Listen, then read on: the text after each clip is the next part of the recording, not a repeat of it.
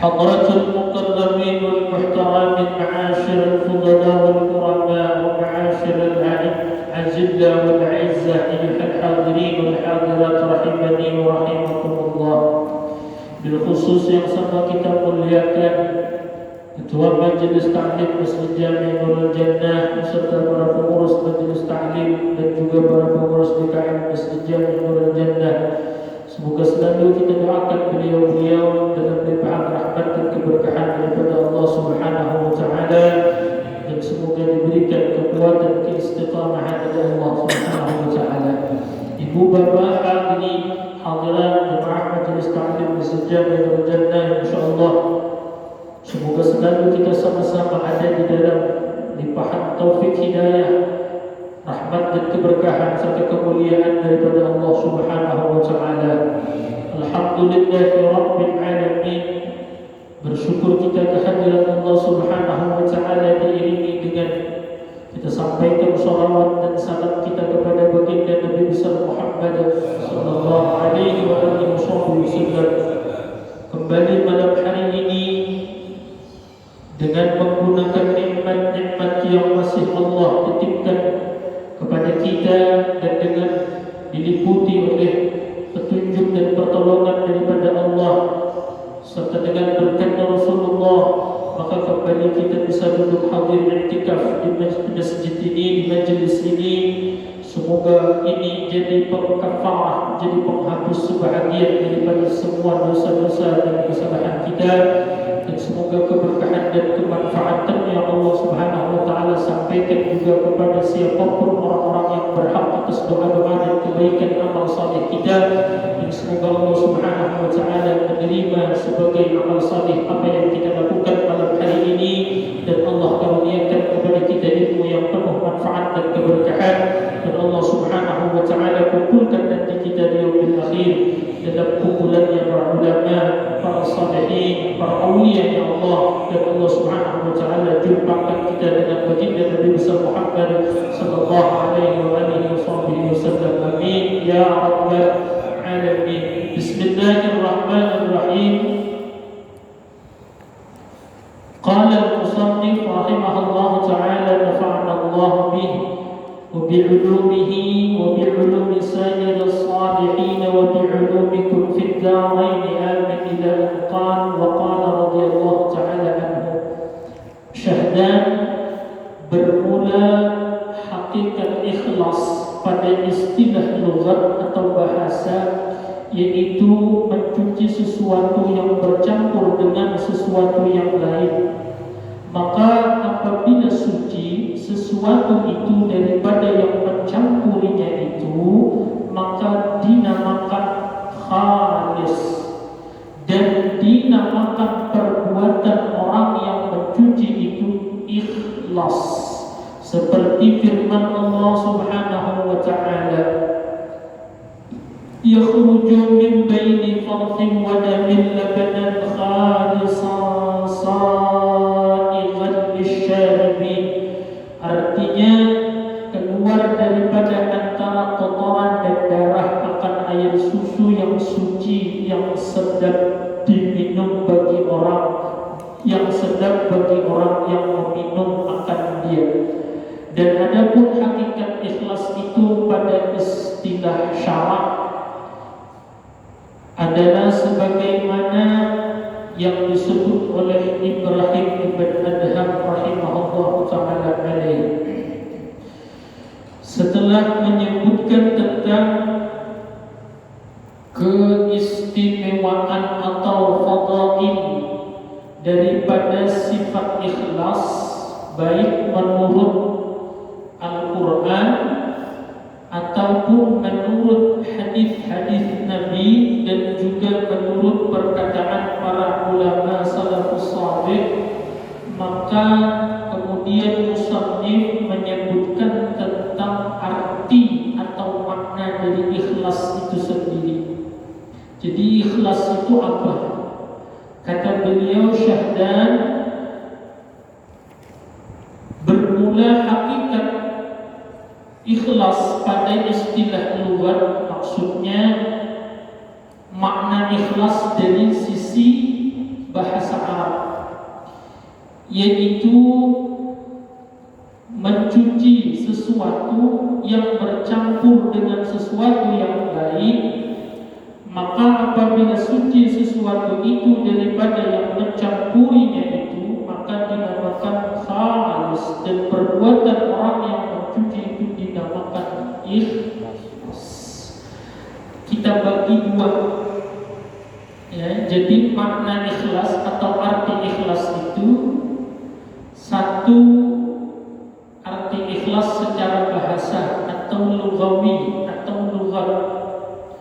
Dua, arti ikhlas secara istilah atau secara agama.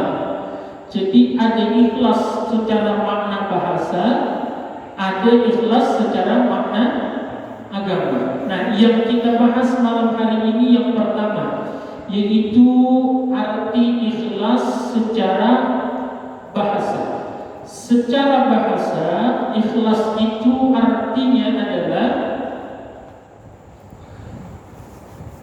mencuci atau membersihkan sesuatu dari yang mencampurinya. Ini kemudian sesuai atau senada dengan apa yang dikatakan oleh Al-Imam Al-Ghazali rahimahullah. Beliau katakan bahwa i'lam, ketahuilah, anna kulla syai' yatasawwaru ayyashubahu ghayruhu. Maka setiap segala sesuatu itu punya peluang dicampuri oleh sesuatu yang lain, apapun itu.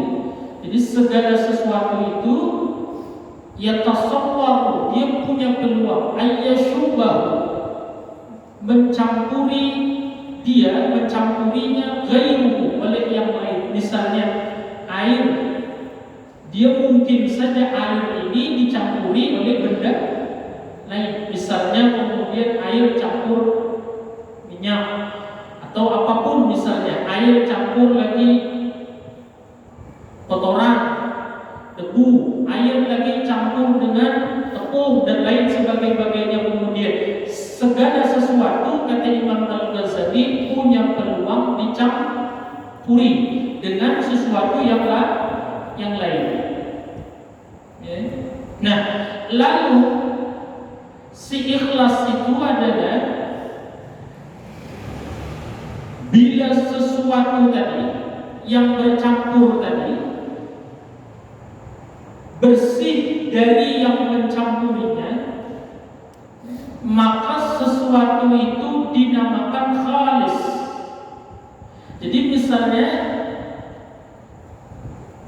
ada minyak bercampur dengan air, ya, atau kemudian bensin bercampur dengan air, lalu dibersihkan, dipisahkan sehingga kemudian campurannya itu hilang.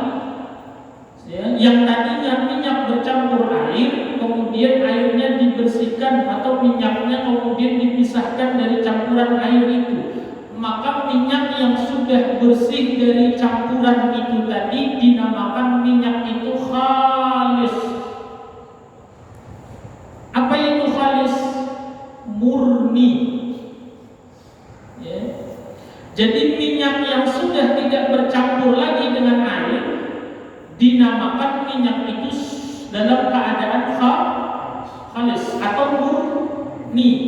Ya. Nah, dan kegiatan memisahkan atau perbuatan memisahkan atau mensucikan lagi minyak yang bercampur dengan air itu tadi namanya ikhlas. Jadi minyaknya namanya khalis, artinya murni. Lalu kemudian perbuatan mensucikan minyak dari campuran air itu namanya ikhlas. Orang yang membersihkannya, yang mensucikan minyaknya itu tadi, orangnya disebut mukhlis. Jadi ada khalis, ada ikhlas, ada air. Ini air. Lalu kemudian air ini punya peluang dia dicampuri oleh sesuatu yang lain. Misalnya air ini kemudian dicampuri dengan apa misalnya? Misalnya air biar mudah dipaham, air ini dimasuki batu. Berarti dicampuri batu, ya kan? Nah, saya ambil batu itu dari air ini, yang dari gelas ini saya ambil, sehingga air ini kembali seperti semula, tidak bercampur apa-apa. Maka air ini bendanya dinamakan air yang khalis, artinya yang murni. Kenapa jadi murni? Karena bersih daripada campuran. Perbuatan saya, pekerjaan saya mengambil air, mengambil batu dari air, namanya perbuatan saya ikhlas. Sayanya dinamakan jelas. Ya. Jadi ikhlas itu adalah perbuatan, pekerjaan, kalau menurut bahasa, perbuatan atau pekerjaan mensucikan atau membersihkan sesuatu dari campuran apapun. Ya, pekerjaan, perbuatan mensucikan, membersihkan, memurnikan sesuatu dari yang mencampurinya, maka perbuatan itu disebut perbuatannya ikhlas. Setelah benda itu murni, tidak ada campurannya lagi, maka namanya khalis. Orang yang memperbuatnya disebut dengan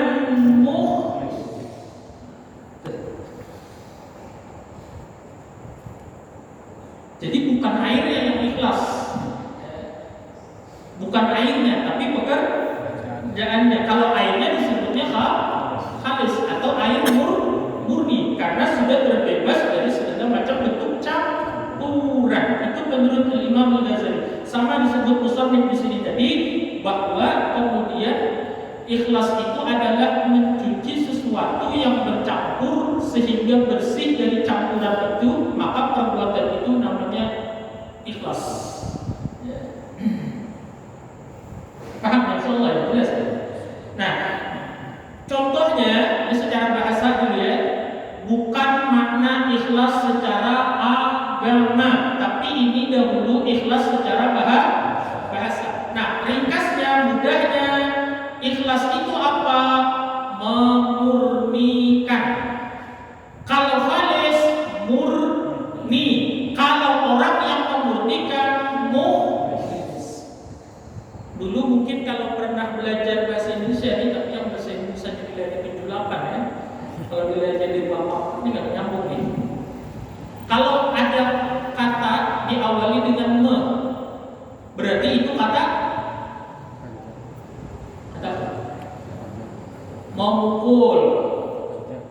Kata kalau kata kerja berarti perbuatan, ya kan? Nah, ikhlas itu memurnikan. Kalau berarti perbuatan, bendanya murni. Nah, orang yang memurnikannya mukhlis, memurnikan itu ikhlas. Bendanya yang murni namanya. Kalau udah paham dulu saya akan lagi jelaskan kayak apa sebenarnya. Tapi paham insyaallah ya. Jadi ringkasnya secara bahasa, ikhlas itu adalah memurnikan. Itu ikhlas.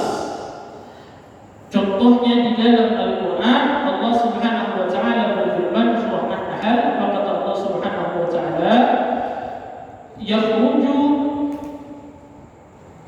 min baini farthin wa damin labanan khalisan sa'igan lisyaribin.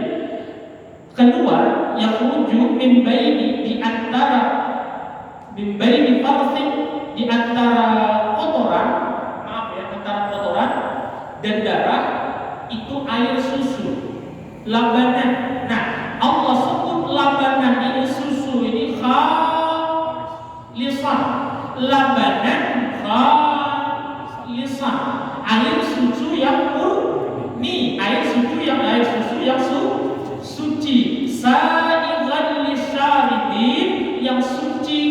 sedap diminum, yang mudah diminum oleh orang yang meminumnya. Kenapa susu di sini?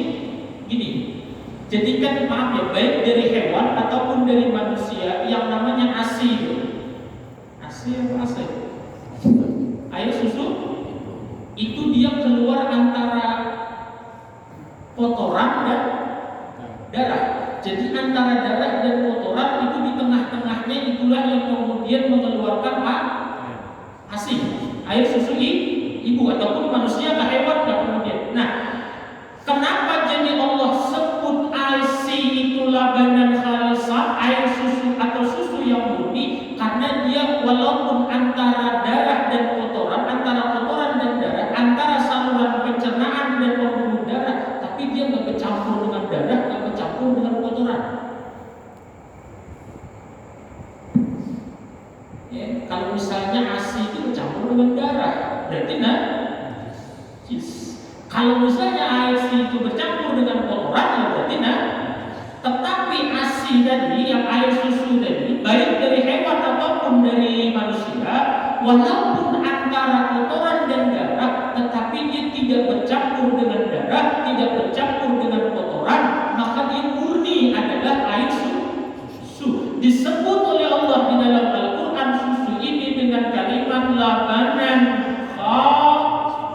khalisan, susu yang murni, sehingga karena tidak dicampuri oleh darah, tidak dicampuri oleh kotoran, maka suci, halal diminum, bahkan adalah mengandung gizi yang sangat-sangat baik. Jadi khalis itu disebut oleh Allah di dalam Al-Quran. Itu kehebatannya kemudian air susu itu. Padahal dia antara darah dan juga antara kotoran. Biasanya kan kalau begitu pasti ada kecampur, tapi kekuasaan Allah jadikan susu itu tetap murni khalis, ya, tidak tercampur sedikit pun dengan darah, tidak tercampur sedikit pun dengan kotoran. Seperti itu kemudian. Nah, itu contohnya kata ulama bahwasanya artinya ikhlas itu adalah memurnikan.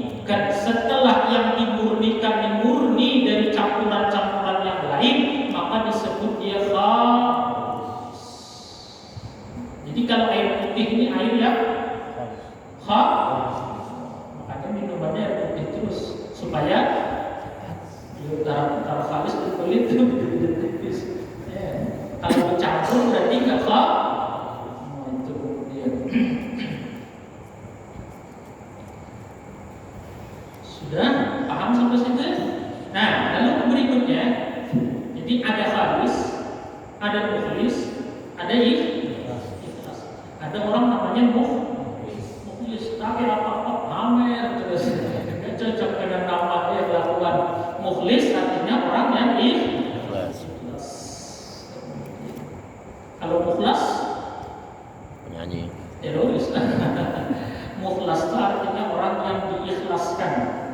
Kalau mukhlis itu isim fa'il, kalau mukhlas itu isim maf'ul, tapi tidak masuk dalam sini. Cuma ada perlu paham mukhlis, ikhlas sama khalis. Dah. Wal ikhlasu, kita yang Ghazali tadi, wal ikhlasu yudaduhu al-isyrak. Lawanannya ikhlas adalah syirik. Sering dengar kata-kata syirik. Ya, kata Imam Ghazali, wal ikhlasu yudaduhu al-isyrak. Faman laysa mukhlisan fahuwa musyrik. Maka barang siapa yang tidak ikhlas berarti dia syirik. Faman, maka barang siapa laysa, tidak, mukhlisan, dia ikhlas, fahuwa, berarti dia musyrik, adalah orang yang syirik. Illa anna syirka darajatun, melainkan sesungguhnya syirik itu beberapa tingkatan. Nah, jadi begini, ikhlas tadi artinya apa? Memurnikan. Kalau kemudian syirik, berarti lawanannya ikhlas itu syirik. Ya, kata Imam Ghazali, lawannya ikhlas adalah syirik. Kalau ikhlas memurnikan, maka kalau syirik berarti betul. Ikhlas memurnikan, syirik mencampur. Jadi kalau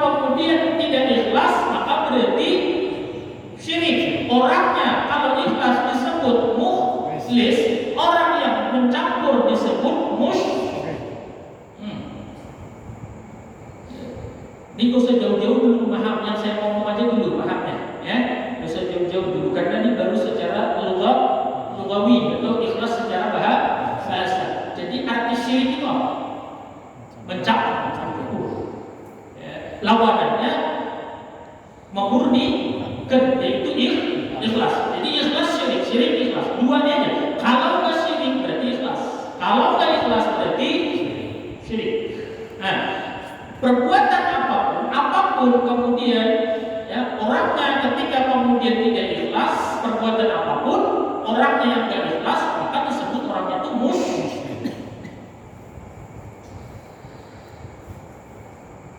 Hanya saja kata Imam Al-Ghazali, illa anna syirka darajatun, melainkan sesungguhnya syirik itu beberapa tingkatan. Fal ikhlasu fit tauhid yudadduhu at-tasyriku fil ilahiyah.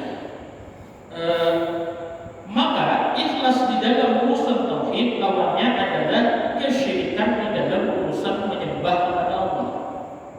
Jadi begini, jangan kemudian mentang-mentang lawannya ikhlas itu adalah syirik, lalu orang yang ibadahnya tidak ikhlas langsung dikatakan musyrik.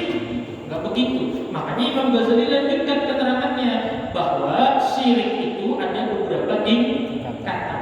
Kalau orang itu benar-benar yang dia sembah, dia bertuhan, dia hanya sujud kepada Allah, enggak ada dia sujud kepada yang lain, berarti orang ini kemudian mukhlis, ya kan? Karena dia memurnikan, arti memurnikan tidak ada mencampur. Dia hanya menyembah Allah. Dia tidak menyembah yang lain, berarti dia murni. Yang disembah hanya Allah. Murni tadi, kegiatan memurnikan dinamakan ikhlas. Orangnya tetapi ini mukhlis dalam urusan tauhid, dalam urusan akidah. Paham ya? Mukhlis dalam urusan akidah, artinya dia murni, tidak ada menyembah apapun selain dan siapapun selain, hanya menyembah kepada Allah. Tapi orang musyrik dari sisi akidah, lawanannya mukhlis. Dia menyembah Allah tetapi juga menyembah setan yang lain, atau dia menyembah Allah tetapi Allahnya disekutukan. Allahnya ada anaknya, Allahnya ada ibunya, kemudian atau dia menyembah Allah tapi dia menyembah Allah melalui menyembah patung, berarti tidak murni karena dia mencampur Allah dengan yang lain. Maka kegiatan mencampur penyembahan kepada Allah, penghambaan kepada Allah dinamakan dengan syirik. Orang-orang kafir Quraisy Mekah itu dinamakan musyrikin, ya kan? Kenapa dinamakan musyrikin? Orang Mekah itu dulu mereka menyembah Allah, mereka tahu Allah, cuma mereka kemudian juga menyembah patung-patung yang mereka bikin dan mereka letakkan di dalam dan di sekeliling Ka'bah. Makanya mereka disebut musyrikin. Musyrikin ini banyak, kalau musyrik satu, musyrikin minimal di tiga. Kenapa disebut musyrikin? Karena ini dari sisi akidah atau dari sisi tauhid. Ini yang musyrik yang apa namanya? Yang kekal di neraka. Artinya tidak akan pernah masuk surga. Kenapa? Mencampurkan penyembahan kepada Allah dan juga menyembah kepada selain Allah. Campur itu kan? Campur. Maka namanya syirik, orangnya musyrik. Kalau hanya menyembah Allah, berarti perbuatan menyembah hanya kepada Allah namanya ikhlas. Orangnya mukhlis. Jadi bila kita, Tuhan kita yang kita sembah tidak lain hanya Allah, berarti dalam urusan tauhid kita ikhlas. Maka kitanya disebut berarti bukan musyrik. Tetapi ada juga kemudian yang mukhlis dan musyrik dari sisi amal ibadah. Kalau tadi dari sisi tauhid, ada juga pakai Imam Ghazali mengatakan ikhlas dan syirik itu bertingkat-tingkat. Tetapi lawannya ikhlas syirik. Kalau enggak syirik ikhlas, kalau enggak ikhlas berarti syirik. Orang beribadah tujuannya memang mengharap kepada pahala atau misalnya misalnya mencari ridho Allah. Tapi di samping itu ada tujuan yang lain. Misalnya ada pengen dipuji oleh orang, ada ingin disanjung oleh orang, berarti murni benar. Ya kan? Ada memang ingin mengharap pahala dari Allah, tapi sisi lain tujuannya beribadah itu tadi ada juga harapan supaya dipuji oleh manusia. Berarti murni benar ya? Nah, kalau nggak murni berarti kemudian tidak amal orang ini tidak ikhlas. Berarti amalnya tidak khalis. Kalau nggak khalis orang amalannya nggak ikhlas berarti syirik. Kenapa jadi syirik? Karena minta amal itu tujuannya ada selain dia minta pahala kepada Allah, yakni minta puji kepada manusia. Berarti orang yang beribadah ada tujuan lain selain Allah, maka dia kemudian musyrik. Maka pernah dengar hadis Nabi Sallallahu Alaihi Wasallam, tapi ini syirik dari sisi ibadah, bukan dari sisi tahu.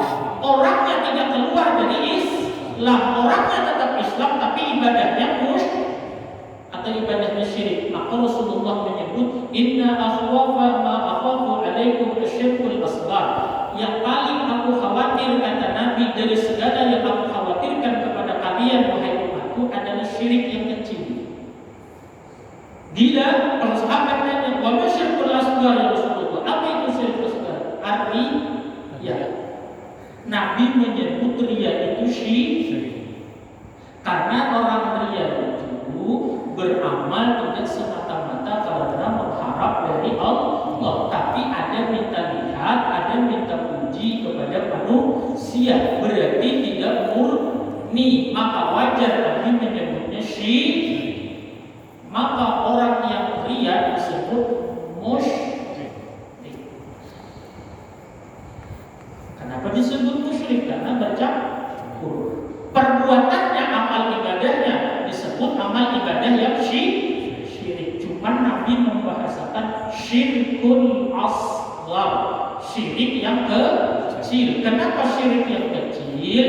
Pelakunya tidak keluar dari Islam, dia tetap Islam, cuma ibadahnya saja syirik. Paham? Jadi di ibadah kita itu kemudian kalau nggak ikhlas ya kemungkinannya yang kedua yaitu ibadah kita itu berarti syirik. Berarti kita beribadah itu pun bisa musyrik. Cuman musyriknya ingat bukan dari sisi tauhid. Kemudian seperti itu. Paham saya jelas insyaallah ya. Jangan sampai salah paham. Lagi ini benar-benar ngaji nih. Wa innaha, dan sesungguhnya ikhlas itu tadi, hak ini kembali kepada ikhlas. Tarji'u ila ijabatil bawa'id, fa mahma kana al-ba'id wahidun 'ala tajarrudi summiya al-fi'lu as-sadiru anhu ikhlasan. Fal idafatu ila al-manwi, faman tasaddaqa wa gharratuhu makhassu riya'i fahuwa mukhlis. Nah, orang ini kata Imam Ghazali yang beribadah semata-mata hanya minta puji kepada manusia, dia tidak ada harapan kepada Allah enggak. Pokoknya dia ibadah itu, dia sholat, dia segala macam ibadah itu hanya murni tujuannya adalah kemudian mengharap dipuji oleh manusia. Nggak ada tujuan lain selain itu. Berarti ada nggak campurannya? Nggak ada. Kalau nggak ada campurannya berarti ikhlas. Nah, sini kata Imam Ghazali kemudian, faman tasaddaqa wa gharatuhu, siapa yang benar-benar tujuannya kemudian mahdhuriyah, semata-mata hanya karena dia pengen pamer, kemudian maka orang yang mengerjakannya pun disebut mukhlis, disebut orang yang ikhlas. Gini loh, dari sisi bahasa balik lagi ini paham-paham benar-benar. Ikhlas tadi artinya adalah murnikan. Berarti murni itu tidak ada campuran lain. Secara bahasa, saya ulang lagi, saya tekankan ini secara bahasa. Apapun pun yang murni, tidak ada yang lain yang mencampurinya, mau baik gak, mau buruk gak, mau jelek gak, mau benar, mau salah, maka namanya kemudian dari sisi bahasa. Sehingga setiap orang yang beribadah tujuannya semata-mata hanya satu. Bisa tujuannya semata-mata mengharap pahala dari Allah, gak ada campuran yang lain, maka secara bahasa orang ini disebut ikhlas.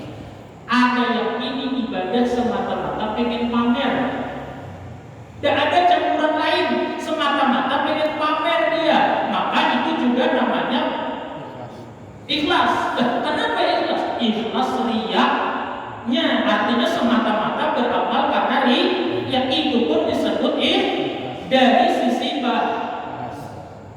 hanya kata Al-Imam Al-Ghazali rahimahullah, walakin al-'adatu jariyatun bi takhsisi ismil ikhlasi bi tajridi qasdut taqarrubi ila Allah ta'ala fi jami'i tashwidi.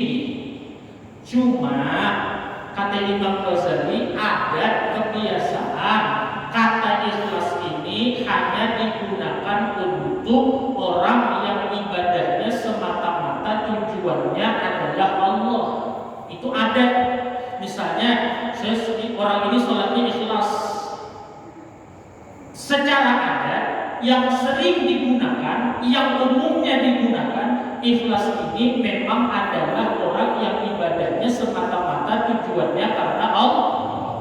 Orang yang semata-mata riya tujuannya, adatnya tidak disebut ikhlas. Tetapi sebenarnya, paham benar-benar, secara bahasa orang yang semata-mata ibadahnya karena pengen pamer pun disebut ikhlas. Paham gak sih? Bisa dipaham ya? Semata-mata ke masjid itu supaya dipuji oleh orang, ikhlas juga, ikhlas riyanya. Artinya nggak ada semata-mata, nggak ada niat-niat, nggak ada tujuan lain, nggak ada campuran lain, semata-mata pengen riya saja. Maka itu pun secara lugat, secara bahasa disebut ikhlas. Tetapi umumnya secara adat orang menyebut ikhlas itu adalah untuk hal yang benar. Arti yang benar memang ibadah tujuannya adalah Allah semata-mata. Berarti syirik tadi apa? Bercampur. Ada mengharap pahala dari Allah, tapi ada juga keinginan dipuji. Berarti bercampur. Ada pengen dapat pahala, ada pengen dipuji manusia. Ini yang disebut secara bahasa syirik.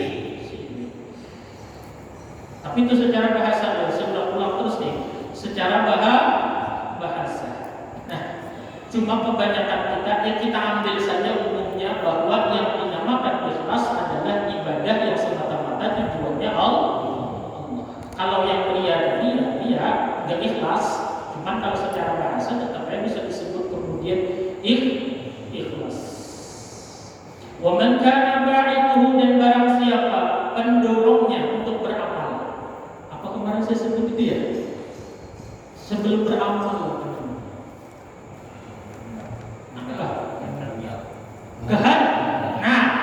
Kehendak kita dalam bahasa agama disebutnya dia bawa'if. Bawa'if itu artinya pendorong, kehendak. Jadi sebelum beramal, misalnya mau sholat ke masjid atau mau baca Quran, pasti ketika mau baca Quran itu ada yang mendorong di dalam diri ini. Kenapa kita memutuskan ingin membaca Al-Quran? Kenapa kita memutuskan ingin ke masjid? Ada pendorongnya di dalam sini. Nah, pendorongnya ini yang menentukan apakah kita murni bercampur, ataukah apakah kita ikhlas ataukah syirik. Ya. Pendorongnya ini kemudian. Nah, dikatakan oleh Imam Al-Ghazali, "Wa man kana ba'ithuhu mujarradun riya", barang siapa kemudian semata-mata, dia sudah tidak bicara bahasa lagi, pendorongnya adalah karena riya, bahwa mu'arradul halak, maka kemudian dia dalam kebinasaan.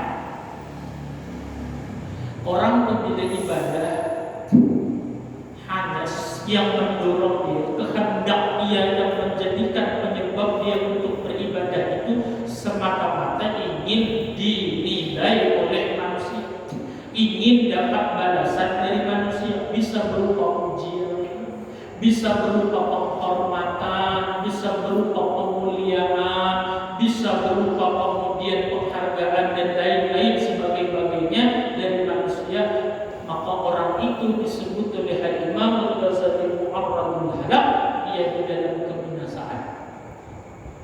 Ya, walaupun dia beramal baik tetapi dalam kebinasaan. Kenapa dalam kebinasaan? Karena kemudian semata-mata, ingat ya, semata-mata artinya ikhlas. Apa yang ikhlas? Riyaknya, artinya riyaknya nggak ada campur-campur. Ya, paham dulu. Ya.